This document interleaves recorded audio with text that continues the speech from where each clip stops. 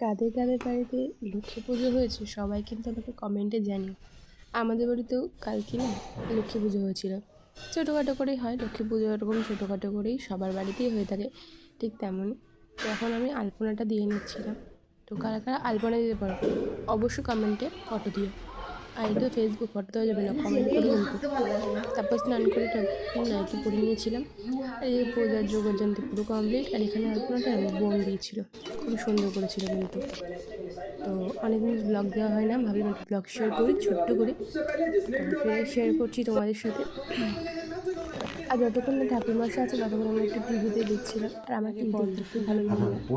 যাই হোক, ঠাকুরমশাই চলে এসছে।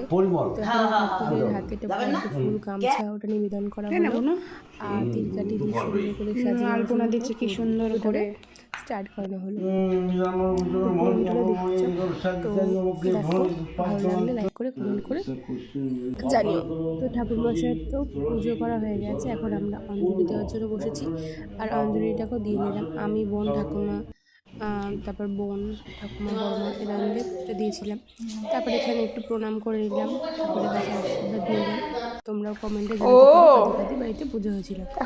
তারপর মিষ্টি আমাদের বাড়িতে এসেছিলো ঠাকুর নাম করতে, তো ও তো বেশ পড়াশোনা করছিলো। তারপর ভোগের প্রসাদটা খেয়ে একটু বসেছিল। তারপর জল টল খেয়ে এখন আমি আজকে বানিয়েছিলাম পনির আর আলু ভাজা, সেটা আছে পাতলা